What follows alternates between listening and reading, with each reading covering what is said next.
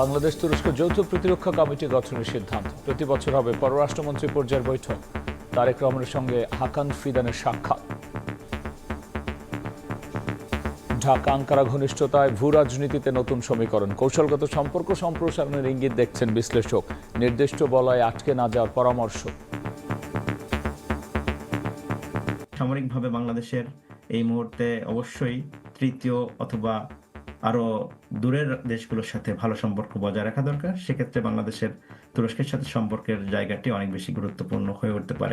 প্রতিরক্ষা খাতে বাংলাদেশের সহযোগিতা এটা জোরদার করা অবশ্যই প্রয়োজন। এটা আধুনিক রাষ্ট্রের সাথে সহযোগিতা করে যা শিখতে পারি সে কিন্তু আমাদের জন্য অত্যন্ত লাভজনক হবে।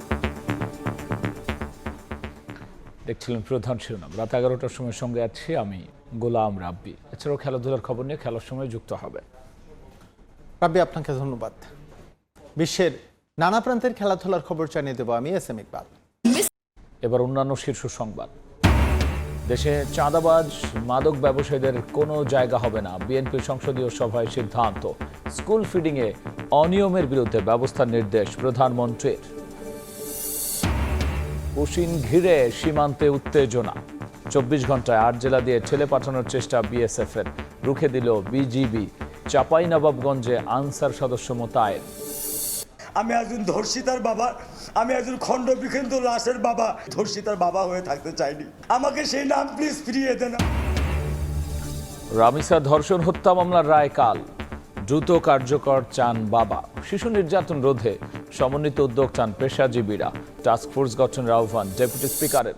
7 তলা 8 তলা 9 তলা পর্যন্ত মশা উঠে। কখনোই আমরা দেখি না এখানে মশা তাড়ানোর যে ওষুধ আছে, তারপর যে কীটনাশক আছে, এগুলো কখনো দেওয়ার জন্য। চোখ রাঙাচ্ছে ডেঙ্গু, বাড়ছে আক্রান্ত। এবার ভয়াবহ পরিস্থিতির শঙ্কা। অভিযান চালাবে ঢাকার 2 সিটি। বাড়িতে এডিসের লার্ভা পেলে আইনি ব্যবস্থার ঘোষণা। এবং 8 দিনের 6 শিশুর মৃত্যুতে হাসপাতাল বন্ধে কারণ দর্শানোর নোটিশ আইনসম্মত নয়, দাবি আইনজীবীর। কালকের মধ্যে জবাব না পেলে ব্যবস্থার হুঁশিয়ারি মন্ত্রীর।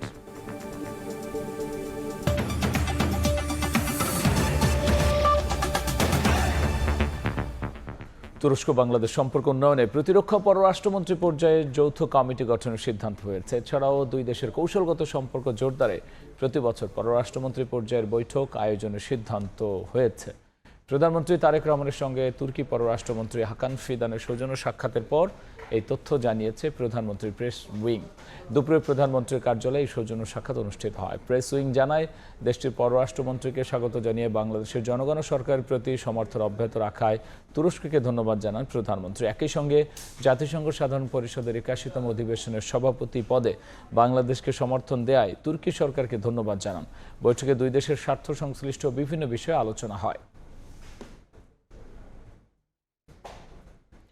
তুর্কি পররাষ্ট্রমন্ত্রীর বাংলাদেশ সফরকে ভূ রাজনীতির নতুন সমীকরণ হিসেবে দেখছেন আন্তর্জাতিক সম্পর্ক বিশ্লেষকরা। তাদের মতে, দ্রুত পরিবর্তনশীল আঞ্চলিক ও বৈশ্বিক বাস্তবতায় হাকান ফিদানের সফরের মধ্য দিয়ে নতুন উচ্চতায় পৌঁছাবে ঢাকা আঙ্কারা সম্পর্ক, যা বাংলাদেশের কৌশলগত পরিসর সম্প্রসারণেরও গুরুত্বপূর্ণ ইঙ্গিতবাহী। শাতিলা শারমিনের রিপোর্ট।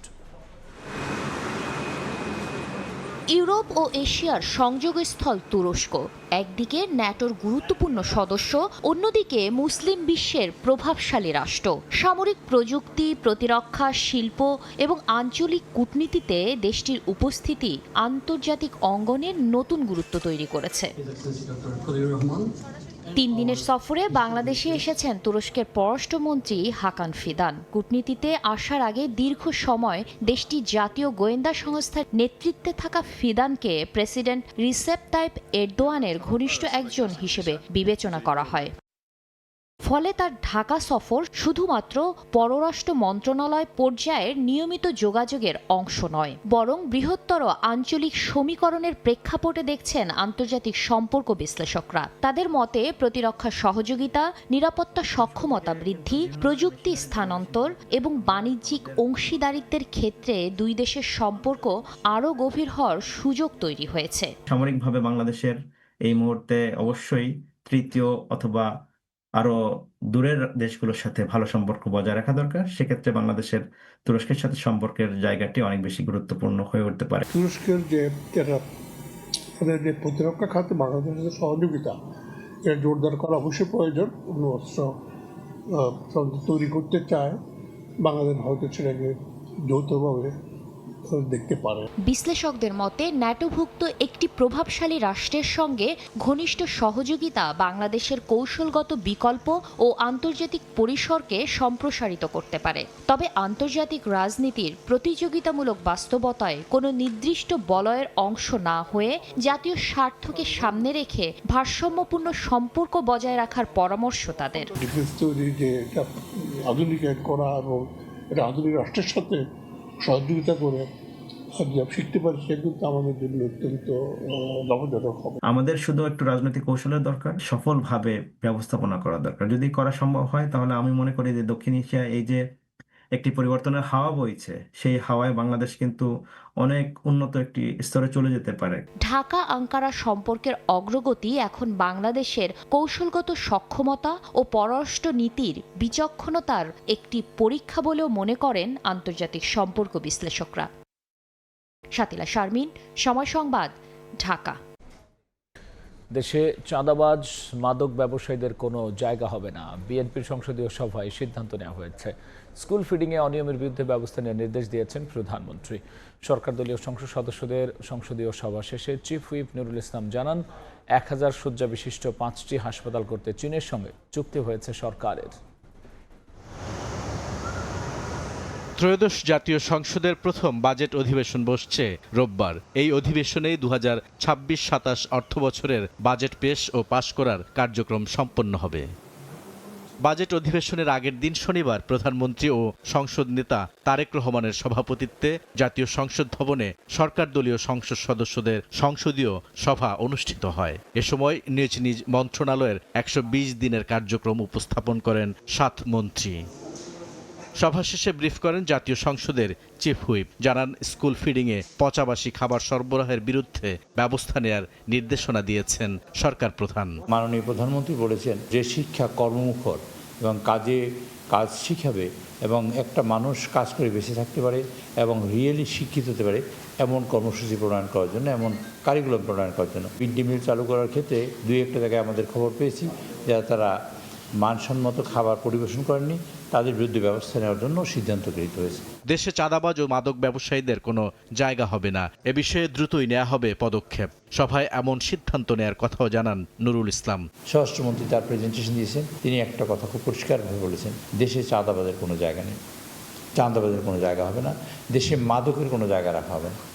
সেই কারণে যদি কোনো মাননীয় আমাদের দলের অথবা বিদলের যেখানেই হোক না কেন, যেই লোকই অসুবিধায় তৈরি করবেন এরকম কার্যক্রম, তার ব্যাপারে কঠোর ব্যবস্থা নেওয়া হবে এবং অতি শীঘ্রই আপনারা সেটা দেখতে পাবেন। স্বাস্থ্য খাতের উন্নয়নে 1000 শয্যার 5টি হাসপাতাল করতে চীনের সঙ্গে চুক্তিসহ বেশ কিছু গুরুত্বপূর্ণ সিদ্ধান্ত নেওয়ার কথা জানান চিফ হুইপ। চীনের সাথে 5টা চুক্তি হয়েছে, ইতিমধ্যে 1000 বেডের 5টা এবং এর মধ্যে নীলফামারীতে একটা হবে। আর মাননীয় প্রধানমন্ত্রী দিয়েছে কমপক্ষে এর মধ্যে একটি হসপিটাল হবে শুধুমাত্র মেয়েদের জন্য। বুলবুল রেজা, সময় সংবাদ, ঢাকা। বিএসএফের পুশিন ঘিরে সীমান্তে উত্তেজনা। গত 24 ঘন্টায় 8 জেলা দিয়ে পুশিনের চেষ্টা করেছে বিএসএফ, তবে তা রুখে দিয়েছে বিজিবি। দেশের সব সীমান্তেই টহল ও নজরদারি জোরদার করা হয়েছে। দিনরাত পাহারা দিচ্ছেন স্থানীয়রাও। চাঁপাইনবাবগঞ্জ সীমান্তে পুশিন ঠেকাতে আনসার ভিডিপিও মোতায়েন করা হয়েছে। অস্ত্র হাতে সীমান্ত পাহারায় বিজিবি সদস্যরা। দিনরাত চলছে টহল, পাশাপাশি মাইকিং করে দেওয়া হচ্ছে সতর্কবার্তা। পুশিন বাংলাদেশের জনগণের জননিরাপত্তার জন্য হুমকি স্বরূপ। শনিবার সকালেও মেহেরপুরের তেঁতুলবাড়ি হাটপাড়া সীমান্ত দিয়ে 6 জনকে জোর করে বাংলাদেশে ঠেলে পাঠানোর চেষ্টা করে বিএসএফ। তবে সেই চেষ্টা ব্যর্থ করে দেয় বিজিবি। বর্তমানে ওই 6 জন শূন্যরেখায় অবস্থান করছেন। শুধু দিনে নয়, রাতের আধারেও পুশিনের চেষ্টায় বিএসএফ। দিনাজপুরের সীমান্ত এলাকা দিয়ে 11 জনকে বাংলাদেশে ঠেলে পাঠানোর চেষ্টা করে বিএসএফ। হিলির খাসুরিয়া সীমান্ত দিয়ে ভারতীয় 5 নাগরিকের অবৈধ অনুপ্রবেশ রুখে দেয় বিজিবি। পঞ্চগড় সীমান্তে শিশুসহ 10 জনকে বিএসএফের পুশিনের চেষ্টাও ব্যর্থ করে দেয় বিজিবি। পতাকা বৈঠকে কোনো সিদ্ধান্ত না নেয়ায় 31 ঘণ্টা ধরে শূন্যরেখায় অবস্থান করছে শিশুসহ ওই 10 জন। এদিকে ঠাকুরগাঁয়ের বালিয়াডাঙ্গির কলসির মুখ সহ 9টি সীমান্ত এলাকা কঠোর নজরদারিতে রেখেছে বিজিবি। দিনরাত পাহারা দিচ্ছেন তারা। আতঙ্কিত হলেও বিজিবির পাশে থেকে পুশিন রুখতে মরিয়া স্থানীয়রা। আমরা আমাদের জায়গা থেকে সর্বাত্মক চেষ্টা করব বাধা দেওয়ার। আমরা তাৎক্ষণিকভাবে বিজিবিকে বিষয়টা অবহিত করব। রাতের বেলা অবশ্যই পাবলিক নিয়ে বিজিবির সাথে একসাথে বর্ডারে এবং ভালো সহযোগিতা করে আমরা পাহারা দিতেছি। স্বাভাবিক কর্মী পোষণ করার জন্য, আমরা প্রতিহত করার জন্য যা যা করার দরকার আমরা সেই পরিস্থিতি নিয়ে আমরা ডিউটি করতেছি। সম্প্রতি চাঁপাইনবাবগঞ্জের সীমান্ত দিয়েও তারকাটার গেট খুলে 28 জনকে পুশিনের চেষ্টা করে বিএসএফ। এমন অবস্থায় জেলার 4 উপজেলায় প্রায় 184 কিলোমিটার সীমান্তে কঠোর নজরদারি ও টহল বাড়িয়েছে বিজিবি। গ্রামে গ্রামে মাইকিং করে এলাকাবাসীকে সচেতন করা সহ সীমান্তে কোনো অস্বাভাবিক ঘটনা দেখলে জানাতে বলা হচ্ছে। দিবারাত্রি 24 ঘন্টা প্রহরায় দিচ্ছি এবং সতর্ক রয়েছি যাতে কোনো অবৈধভাবে কোনো অনুপ্রবেশ ঢুকতে না পারে। এছাড়া ভারত থেকে অবৈধভাবে অনুপ্রবেশ ঠেকাতে চুয়াডাঙ্গার সীমান্তবর্তী এলাকাতেও বিজিবি সতর্ক অবস্থানে রয়েছে। এখানকার সীমান্ত থেকেও বিএসএফ 10 জনকে বাংলাদেশে ঠেলে পাঠানোর চেষ্টা করে। ফাহরিয়া ফারজানা, সময় সংবাদ। রামিসের ধর্ষণ হত্যা মামলার রায় কাল। দ্রুত কার্যকরের দাবি জানিয়েছেন শিশুটির বাবা। শিশু সুরক্ষা ও নির্যাতন প্রতিরোধে সমন্বিত উদ্যোগ নেওয়ার আহ্বান জানিয়েছেন পেশাজীবীরা। পরিবার থেকেই শিশুদের নৈতিক শিক্ষা ও সচেতনতা তৈরির আহ্বান সমাজ কল্যাণ প্রতিমন্ত্রীর। সমাজের সব শ্রেণী পেশার মানুষকে সম্পৃক্ত করে একটি জাতীয় শিশু সুরক্ষা টাস্কফোর্স গঠনের আহ্বান ডেপুটি স্পিকার কায়সার কামালের। একজন ধর্ষিতার বাবা হিসেবে পরিচিত, এটার দায়ভার কি আমি নেব, না সমাজ দেবে, না রাষ্ট্র নেবে? রামিসা ধর্ষণ হত্যা মামলার রায় ঘোষণার আগের দিন শিশু নির্যাতন ও করণীয় শীর্ষক গোল টেবিলে এভাবেই কান্নায় ভেঙে পড়েন তার বাবা। বলেন বিচারের পাশাপাশি রায়ও দ্রুত কার্যকর করতে হবে। বাংলাদেশের আইনে সর্বোচ্চ শাস্তি আমি প্রত্যাশা করি এবং দ্রুত থেকে দ্রুততমের ভিতরে সেই শাস্তি যেন কার্যকর হয় তা আমি দেখতে চাই। রাজধানীর শাহবাগে বিএনপির উদ্যোগে অনুষ্ঠিত এই সেমিনারে তুলে ধরা হয় দেশে প্রতি 10 জন শিশুর মধ্যে 9 জনেই শারীরিক ও মানসিক নির্যাতনের শিকার, আর 14 বছর পর্যন্ত 85% শিশু সহিংস শাসনের অভিজ্ঞতার মধ্য দিয়ে যায়। যুব সমাজ, শিক্ষক, ইমাম, পুরোহিতদের নিয়ে শিশু সুরক্ষা কমিটি গঠন করা যেতে পারে। এই যে 4.5 লাখ কেসেস এখনো যে পেন্ডিং আমরা বলছি, আমার খালি প্রশ্ন আসে, হোয়াট উইল ইট টেক এই কেসগুলার জাস্টিস দেওয়ার জন্য? সবগুলি হয়তো মিডিয়ার নজরে আসে না, কিন্তু আমরা চেষ্টা করি যাতে রিপোর্টগুলি সুন্দরভাবে দেওয়া যায়। সমাজ কল্যাণ প্রতিমন্ত্রী বলেন, শিক্ষা প্রতিষ্ঠান এবং সমাজ একসঙ্গে কাজ করলে নির্যাতন ও শিশু হত্যার ঘটনা কমে আসবে। ডেপুটি স্পিকার বলেন, সমন্বিত উদ্যোগেই শিশুদের জন্য নিরাপদ বাংলাদেশ গড়ে তোলা সম্ভব। আমাদের প্রত্যেকের নিজস্ব জায়গা থেকে আওয়াজ তুলতে হবে এবং আমরা চাই আওয়াজটা উঠুক, এবং শুধুমাত্র টেবিলে না, এই আলোচনাটা আমরা যেন সোসাইটিতে ক্যারি করতে পারি। আমরা যতই সমাজের মানুষ অ্যাওয়ার হই না কেন, ultimately government or state has the responsibility to protect hour child. Investigation এবং জাস্টিস নিশ্চিত করা যায়। রিমু সিদ্দিক, সময় সংবাদ, ঢাকা। রাত 11টার সময় আরও থাকছে। উন্নত চাকরির প্রলোভনে মালয়েশিয়ায় পাচারের চেষ্টা। কক্সবাজার উপকূলে ট্রলার ধাওয়া করে জব্দ, রোহিঙ্গা সহ অর্ধশত জনকে উদ্ধার, মানব পাচার চক্রের 9 সদস্য আটক। ফের চোখ রাঙাচ্ছে ডেঙ্গু। মশার উপদ্রবে এখনই অতিষ্ঠ রাজধানীবাসী। বাড়তে শুরু করেছে ডেঙ্গু আক্রান্তের সংখ্যা। এই জন্য নগরবাসীর অসচেতনতাকে দুষছে ঢাকা দক্ষিণ সিটি কর্পোরেশন। আর আক্রান্তের বাসা বাড়িতে স্বেচ্ছাসেবক পাঠিয়ে দ্রুত সংগ্রহের পর অ্যাকশনে যেতে চায় ঢাকা উত্তর সিটি। পাভেল আমিনের তোলা ছবিতে এম এ আজিমের রিপোর্ট।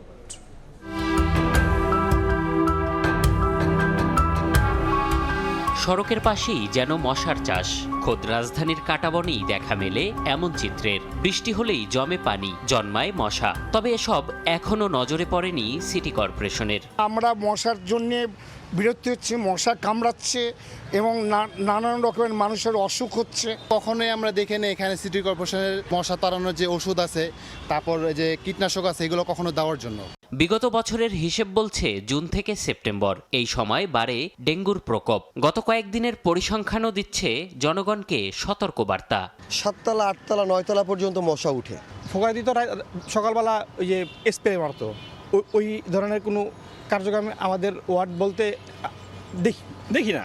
চিকিৎসকের পরামর্শ, শুরু থেকেই আক্রান্ত ব্যক্তিকে আইসোলেশনে নিয়ে ভাঙতে হবে সংক্রমণের চেইন। সে অন্তত মশারির মধ্যে থাকলো, যেন তাকে কামড়ে পরিবারের অন্য কাউকে যেন এই মশাটা কামড় দিতে না পারে। তাহলে এইটাকে প্রিভেন্ট করতে পারলে কিন্তু আমরা চেইনটাকে ব্রেক করে দিতে পারতেছি। সরু অলিগলির পুরান ঢাকায় দক্ষিণ সিটি কর্পোরেশন ডেঙ্গু মোকাবেলায় নিচ্ছে প্রস্তুতি। এজন্য জনগণকে আগে সচেতন করতে চায় তারা। আর উত্তর সিটি আক্রান্তদের বাসা বাড়িতে গিয়ে তথ্য সংগ্রহের পর যেতে চায় অ্যাকশনে। বৃষ্টি হলে পানি জমবে, পানি জমলে মশা হবে। তো আমরা যদি এখন এই স্বেচ্ছাসেবীর মাধ্যমে এবং আমাদের কর্মকাণ্ডে যারা জড়িত হবে তাদের মাধ্যমে এই সোর্সটাকে যদি আমি সরাতে পারি, তাহলে আমার কাছে মনে হয় 50% লার্ভার জমানোর জায়গাটা আমি সরায় ফেলতে পারি। বাড়ির আশেপাশে ওষুধ দেয়, কিন্তু আমরা কিন্তু বাড়ির ভিতরে কি ওষুধ দেই না। হ্যাঁ, আপনি দেখবেন আপনার ড্রয়িং রুমে যখন একটা ফুলদানি থাকবে বা একটা পানিতে ফুল ছড়ানো থাকবে, সেখানেও লার্ভা উৎপন্ন হয়ে যাচ্ছে। চিকিৎসায় ডেঙ্গু রোগী ভালো হয়, তবে প্রতিরোধ শুধুমাত্র চিকিৎসা দিয়ে সম্ভব নয়। পাড়া মহল্লায় ডেঙ্গুর এমন প্রজনন আর বংশবিস্তার প্রতিরোধ করা না গেলে কখনোই কমবে না ডেঙ্গুর ভয়াবহতা। এম এ আজিম, সময় সংবাদ, ঢাকা। এদিকে ডেঙ্গু প্রতিরোধে নাগরিকরা অসহযোগিতা করলে আইনি ব্যবস্থা নেওয়া হবে বলে জানিয়েছেন স্বাস্থ্যমন্ত্রী। সকালে ধানমন্ডিতে ডেঙ্গু প্রতিরোধে বিশেষ অভিযানের উদ্বোধনকালে তিনি বলেন, এবার ডেঙ্গুর হেমোরেজিক রূপ ধারণ করার আশঙ্কা করছেন চিকিৎসকরা। তাই বাসাবাড়িতে পানি জমে থাকলে কঠোর ব্যবস্থা নেওয়া হবে বলে হুঁশিয়ারি দেন মন্ত্রী। বর্ষা মৌসুম শুরুর আগেই রাজধানীতে ডেঙ্গু নিয়ে বাড়ছে উৎকণ্ঠা। পরিস্থিতি নিয়ন্ত্রণে ঢাকার 2 সিটি কর্পোরেশনে শুরু হলো বিশেষ মশক নিধন ও সচেতনতা অভিযান। এরই অংশ হিসেবে সচেতনতামূলক র্যালির আয়োজন করে ঢাকার 2 সিটি কর্পোরেশন। এর আগে ধানমন্ডিতে ডেঙ্গু প্রতিরোধে বিশেষ অভিযানের উদ্বোধন করেন স্বাস্থ্যমন্ত্রী। বাসাবাড়িতে পানি জমে থাকলে আইনি ব্যবস্থা নেওয়া হবে বলেও হুঁশিয়ারি করেন মন্ত্রী। ঢাকা মহানগরীতে 75টা ওয়ার্ডে আমরা সার্ভে করেছি। সার্ভে করার মধ্য দিয়ে বের হয়ে এসেছে প্রায় 60টা ওয়ার্ডে, 28টা ওয়ার্ডে একেবারে অধিক ঝুঁকিপূর্ণ। আমাদের মোবাইল টিম যাবে, যদি কোনো বাড়িতে ঢুকে আমরা ছাদে পানি পাই, ড্রেনে পানি পাই, বদ্ধ ল্যাট্রিনে পানি পাই, মোবাইল কোড সাথে সাথে জরিমানা করা হবে এবং ব্যাপক হারে জরিমানা করা হবে। এদিকে রাজধানীর গুলশানে ডেঙ্গু প্রতিরোধে সচেতনতা কর্মসূচির উদ্বোধন করেন স্বাস্থ্য প্রতিমন্ত্রী ডাক্তার এম এ মুহিত। আগামী 3 মাস ব্যাপী ডেঙ্গু নিধন কর্মসূচি পালিত হবে রাজধানী জুড়ে। 3 মাসের একটা কর্মসূচি হাতে নিয়েছে ডেঙ্গু প্রতিরোধের জন্য। আমরা যদি নিজ নিজ বাসায় আর এই কথাগুলো যদি আরো একজন 5 জনকে 10 জনকে কথাগুলো বলি, তাহলে আমাদের মনে হয় আমাদের কাজগুলো আরো সহজ হবে, আমাদের সচেতনতা আপনাদের মাধ্যমে বৃদ্ধি পাবে। বিভিন্ন সোসাইটিগুলো তারা ইতিমধ্যেই সচেতনভাবে পদক্ষেপ নেওয়ার জন্য দাবি জানিয়েছেন। তাদেরকে আমরা সেই সহযোগিতা করব, সেই চিঠি দেব এবং তারপরেও যদি কাজ না হয় তাদেরকে নিয়েই আমরা আইনের আওতায় যে কঠিন ব্যবস্থাগুলো নিতে হয় প্রয়োজনে সেগুলো নেব।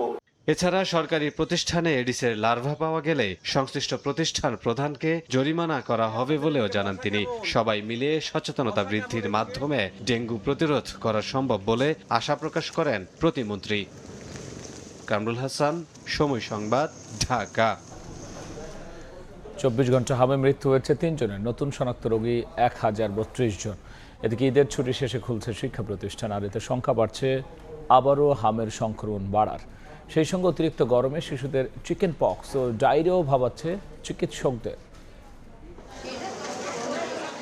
3 মাসের কম সময়ে 6 শতাধিক প্রাণ কেড়ে নিয়েছে হাম। পাশাপাশি আক্রান্ত হয়েছে প্রায় 90,000 মানুষ।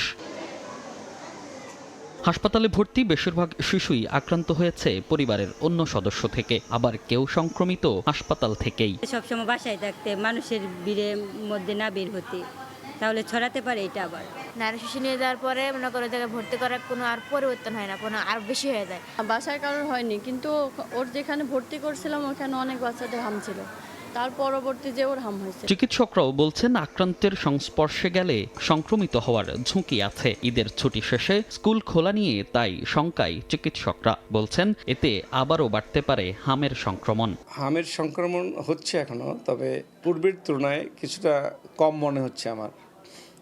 পেশেন্ট কম পাচ্ছি, তবে ছুটির পরে এখন আবার মানুষের সমাগম বেড়ে যাবে, রাজধানীতে স্কুল কলেজ খুলে যাবে। এই সময় আবার একটা হামের সংক্রমণ বাড়ার সম্ভাবনা আছে আমার মনে হয়। অতিরিক্ত গরমে হামের সঙ্গে সঙ্গে শিশুদের চিকেন পক্স, ডায়রিয়াও ভাবাচ্ছে চিকিৎসকদের। তাদের পরামর্শ, হাম যাতে না ছড়ায় অসুস্থ শিশুদের রাখতে হবে আইসোলেশনে। হামের পাশে chicken pox, viral fever, diarrhoea, গরমে ডায়রিয়াও বেড়ে যাবে। যতটুকু সম্ভব যে আইসোলেশন রাখা এবং তার ট্রিটমেন্টটা কন্টিনিউ করলে সংক্রমণ যাতে না ছড়ায় সেদিকে খেয়াল রাখতে হবে আমাদের। হামে আক্রান্ত শিশুদের সঠিক আইসোলেশনে রেখে বাসায় চিকিৎসা দিলেও অনেক শিশু সুস্থ হচ্ছে বলে জানান চিকিৎসক। মনির হোসেন, সময় সংবাদ, ঢাকা।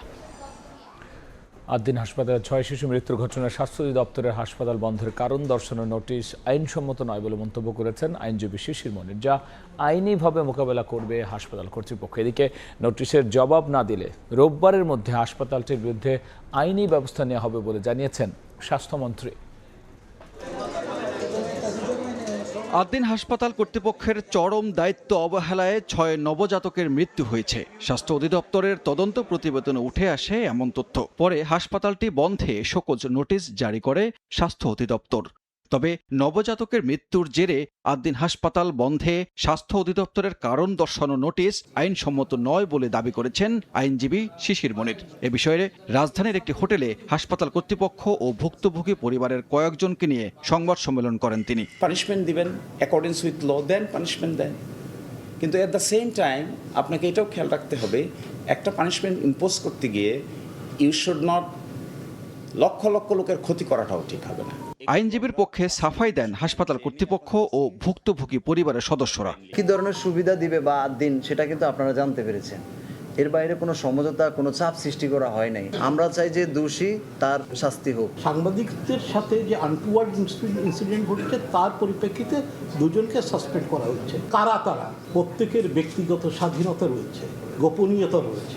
তারাও সমাজের একজন ব্যক্তি, তাদের নাম বলে তাদেরকে সামাজিকভাবে হেয় করা কি আপনারা চান?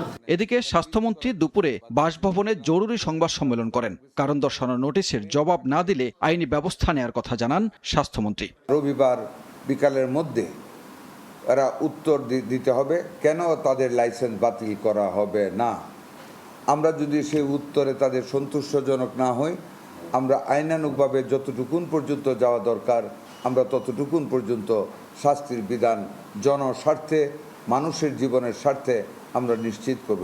বৃহস্পতিবার 6 শিশু মৃত্যুর ঘটনায় স্বাস্থ্য মন্ত্রণালয় নার্স, ডাক্তার, হাসপাতাল কর্তৃপক্ষকে দায়ী করে তদন্ত প্রতিবেদন প্রকাশ করে। অপেশাদারিত্বের কারণে 2 জনের বিরুদ্ধে সাময়িক অব্যাহতির কথা জানিয়ে নিজস্ব প্রতিবেদন প্রকাশ করে হাসপাতালটি। সানবীর রূপল, সময় সংবাদ, ঢাকা। বিআরসি বিদ্যুতের দাম বাড়ালেও নিম্ন আয়ের 65% গ্রাহককে বর্ধিত দামের আওতামুক্ত রাখা হয়েছে।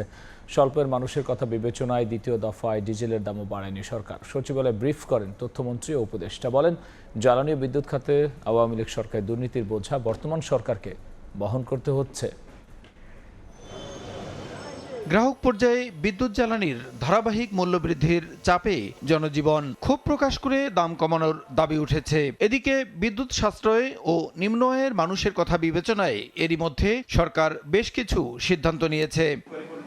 সাপ্তাহিক ছুটির দিনে সচিবালয়ে জরুরি সংবাদ সম্মেলনে প্রধানমন্ত্রীর তথ্য উপদেষ্টা জানালেন, নিম্ন আয়ের 65% গ্রাহককে বর্ধিত দামের আওতামুক্ত রাখা হয়েছে।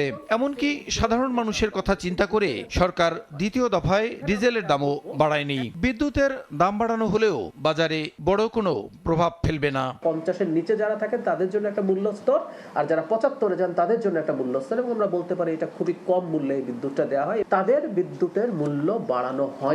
বিইআরসি সব ক্ষেত্রে বিদ্যুতের মূল্য বাড়িয়েছিল, কিন্তু সরকার অ্যাপিল করে এই বিদ্যুতের মূল্য আগের জায়গায় রেখে দিয়েছে। সরকার পেট্রোল, অকটেন এবং কেরোসিনের দাম বাড়িয়েছে, ডিজেলের দাম বাড়ানো হয়নি। বাজারে জিনিসপত্রের দাম, বিশেষ করে কাঁচা বাজার, সবজির মূল্য আমি দেখি বেশ তুলনামূলকভাবে নিয়ন্ত্রণে আছে। তথ্যমন্ত্রী বলেন, আওয়ামী সরকারের লাগামহীন দুর্নীতি এবং অতিরিক্ত আমদানি নীতির কারণে জ্বালানি খাতে সংকট সৃষ্টি হয়েছে। তবে মূল্যস্ফীতি নিয়ন্ত্রণ এবং সাধারণ মানুষের জীবনযাত্রার কথা চিন্তা করে এ খাতে বিশাল ভর্তুকির তুলনায় দাম বেশি বাড়ানো হয়নি।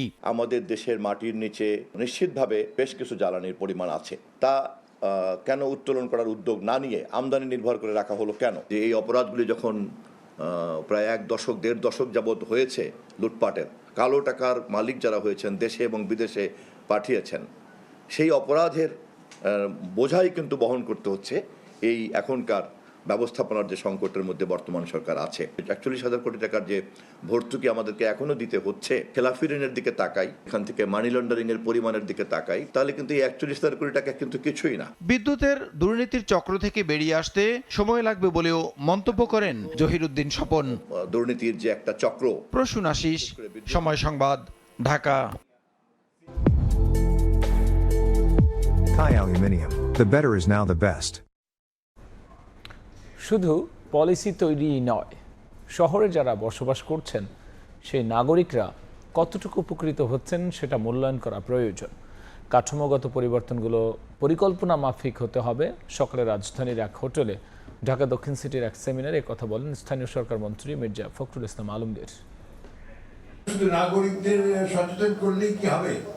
যারা পলিসি তৈরি করছেন, ঢাকা শহরকে শাসন করছেন, যারা ঢাকা শহরের বিভিন্ন কর্মপরিকল্পনা তৈরি করছেন, হাজার হাজার কোটি টাকা প্রজেক্ট করছে এই ঢাকা নগরের জন্য, কিন্তু মানুষ কতটুকু উপকৃত হচ্ছে, নাগরিকরা কতটুকু উপকৃত হচ্ছে, সেই বিষয়গুলো ইভালুয়েট করা দরকার এবং সেই বিষয়গুলোকে সামনে এগিয়ে যাওয়ার। কাঠামোগত পরিবর্তনগুলোকে আরো পরিকল্পনা মাফিক হতে হবে, পরিকল্পনা সঠিক নিতে হবে। রাত 11টার সময় আরও থাকছে। राजनीति बंद करो, हिंदू मुसलमान की राजनीति बंद करो। বিজেপির বিরুদ্ধে ধর্ম নিয়ে রাজনীতির অভিযোগ জেনজি নেতা অভিজিতের। দিল্লিতে ককরোচ জনতা পার্টির সমাবেশ। 2034 সালের মধ্যে $1 ট্রিলিয়ন অর্থনীতিতে পরিণত করার লক্ষ্যমাত্রা নির্ধারণ করা হয়েছে বলে মন্তব্য করেছেন অর্থ পরিকল্পনা উপদেষ্টা অধ্যাপক রাশেদ আল মাহমুদ তিতুমির। এছাড়াও বাজেটে 60,000 কোটি টাকা রিকভারি ও রিকনসিলিয়েশন প্রকল্প নেয়ার কথা জানান তিনি। চলতি মাসে আসছে 2026-27 সালের বাজেট প্রকল্প। এ নিয়ে নানা মহলে চলছে আলোচনা। এরই মাঝে সিডাপে সংকট মুহূর্তের বাজেট শীর্ষক গোলটেবিল আলোচনা সভার আয়োজন করে জাতীয় সংবাদ মাধ্যম চর্চা। কৃষি খাতে বরাদ্দ বাড়ানো, শিল্প খাতে বাজেট ও পরিকল্পনা, তেল, বিদ্যুৎ, পরিবেশ, রেমিটেন্স, আমদানি রপ্তানি সহ বিভিন্ন খাতে নানা সংকট, প্রতিবন্ধকতা ও আকাঙ্ক্ষার কথা বলেন আলোচকরা। এছাড়া জ্বালানি সমস্যা, ট্যাক্স, সিঙ্গেল উইন্ডো, ব্যাংকিং খাত, দক্ষ মানবশক্তি নিয়ে বাজেটে আলোচনার কথা জানান অর্থ ও পরিকল্পনা প্রতিমন্ত্রী জোনায়েদ সাকিব। আমাদের ডাইভার্সিফিকেশন যে কয়েকটা জায়গায় হতে পারে, তার মধ্যে এগ্রিকালচার এবং এগ্রো প্রসেসিং একটা গুরুত্বপূর্ণ জায়গা এবং সবচেয়ে বেশি মানুষকে আমরা আবার সেখানে যুক্ত করতে পারি। জবরদস্তি কোনো সমস্যার সমাধান করা যায়। কর্মসংস্থান তৈরি করেই আমরা বিভিন্ন সমস্যার সমাধান করতে পারবো। আলোচনায় অর্থ ও পরিকল্পনা উপদেষ্টা জানান বাজেটে 60,000 কোটি টাকার রিকভারি ও রিকনসিলিয়েশন প্রকল্প নেওয়া হয়েছে। 2034 সালের মধ্যে $1 ট্রিলিয়ন অর্থনীতিতে পরিণত করার লক্ষ্যমাত্রা নিয়েছে সরকার বলেও জানান তিনি। 60,000 কোটি টাকার একটা রিকভারি রিকনস্ট্রাকশন প্যাকেজ ঘোষণা করা হয়েছে। তরুণদের স্টার্টআপ, নারী উদ্যোক্তাদের এবং অন্যান্য উদ্যোক্তাদের মিলে 60,000 কোটি টাকার একটা প্যাকেজ, অর্থায়ন প্যাকেজ ইতিমধ্যে শুরু হয়েছে। এছাড়া প্রধানমন্ত্রী জাতীয় স্বাস্থ্য ব্যবস্থা বাস্তবায়নের লক্ষ্যে কাজ করছেন বলে মন্তব্য করেন তিনি। অর্থনৈতিক নীতির মধ্যে আসছে। আয়েশা সিদ্দিক সামিয়া, সময় সংবাদ, ঢাকা।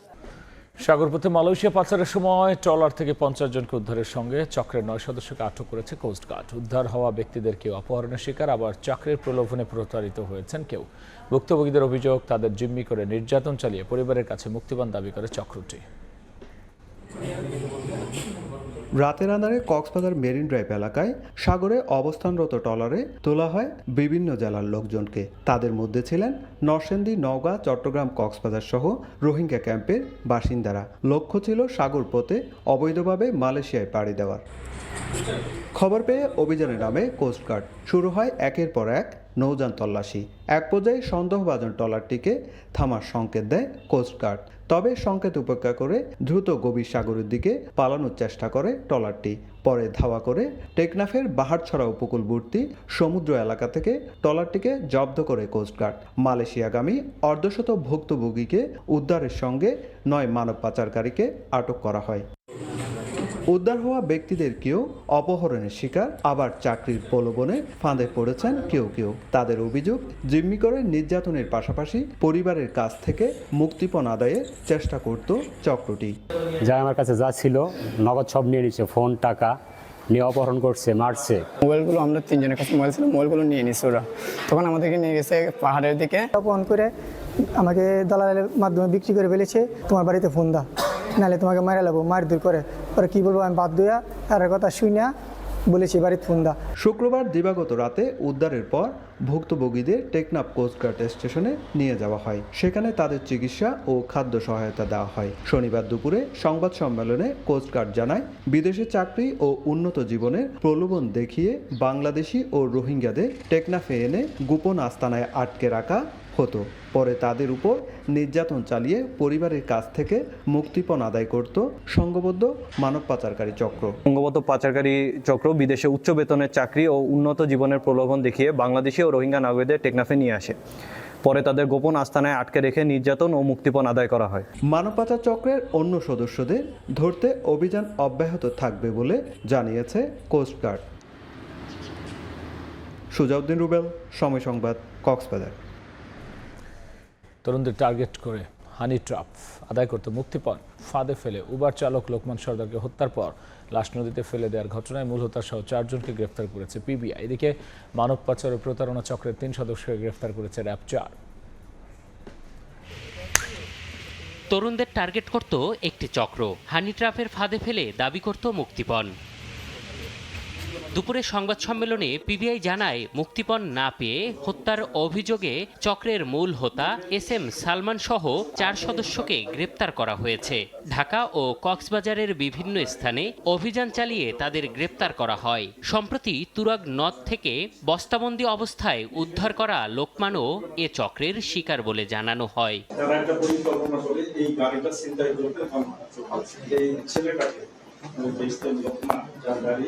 মূলত লোকমানের গাড়িটা হচ্ছে সে ভাড়া চায় 30 তারিখ মধ্যরা তাকে এই আসামি ফোন থেকে তাকে ফোন দেয়, আসতে বলে, কথা বলতে বলে, আসো। একটা পর্যায়ে তার ট্রাভেল করে সে কার নিয়ে ফোন। এদিকে ইতালি, জার্মানি বা ইউরোপে পাঠানোর নামে লাখ লাখ টাকা হাতিয়ে নেয়ার অভিযোগে মানব পাচার চক্রের 3 সদস্যকে গ্রেপ্তার করেছে র্যাব 4। প্রাথমিক জিজ্ঞাসাবাদে অভিযোগের সত্যতা স্বীকার করে এমন একাধিক ঘটনায় গ্রেপ্তারকৃতরা জড়িত থাকার কথা জানিয়েছে।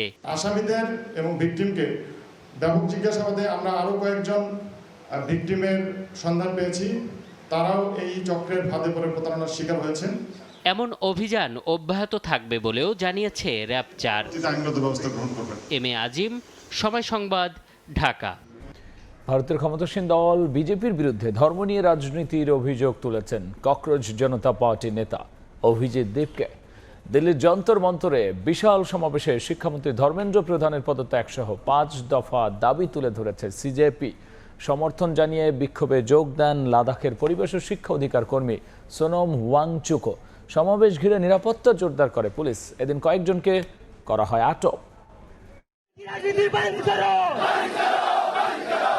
নানা জল্পনা কল্পনার অবসান ঘটিয়ে দিল্লির যন্তর মন্তরে সবচেয়ে বড় রাজনৈতিক কর্মসূচি পালন করল ককরোচ জনতা পার্টি বা সিজেপি। শনিবার সকাল থেকে সমাবেশের স্থলে জমায়েত হতে শুরু করেন সমর্থকরা। পরে সেই ভিড় শত শত তরুণ, শিক্ষার্থী ও অভিভাবকের উপস্থিতিতে বড় আকারে রূপ নেয়।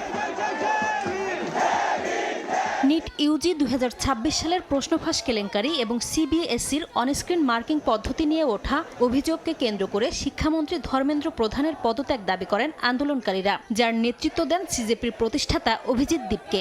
নেতৃত্ব দিতে শনিবার সকালে যুক্তরাষ্ট্র থেকে ভারতে পৌঁছান তিনি। আন্দোলনে যোগ দিয়ে বিজেপির বিরুদ্ধে ধর্ম নিয়ে রাজনীতির অভিযোগ তোলেন জেনজি নেতা দীপকে। তিনি দাবি করেন, শাসক দল বিভিন্ন সময় ধর্মীয় পরিচয় ও বিশ্বাসকে রাজনৈতিক কৌশল হিসেবে ব্যবহার করে জনমত প্রভাবিত করার চেষ্টা করছে। বিক্ষোভে অংশ নিয়ে নতুন মাত্রা যোগ করেন লাদাখের পরিবেশ ও শিক্ষা অধিকার কর্মী সোনম অংচুক। বলেন এটি শুধু প্রশ্ন ফাঁস বা পরীক্ষার অনিয়মের মধ্যে সীমাবদ্ধ নয়, বরং ভারতের শিক্ষা ব্যবস্থার দীর্ঘমেয়াদী সংকটের প্রতিফলন। একই সঙ্গে শিক্ষা ব্যবস্থায় কাঙ্ক্ষিত পরিবর্তন না আসায় হতাশা থেকেই আন্দোলনের পাশে দাঁড়ানোর কথা জানান অংচুক। এর আগে যন্তর মন্তর ও আশপাশের গুরুত্বপূর্ণ এলাকায় নিরাপত্তা জোরদার করে দিল্লি পুলিশ। বাড়ানো হয় প্রশাসনিক নজরদারি। সংঘর্ষ এড়াতে কয়েকজন সিজেপি কর্মীকে আটকের তথ্য দিয়েছে ভারতীয় গণমাধ্যম। নাসরিন রুমি, সময় সংবাদ।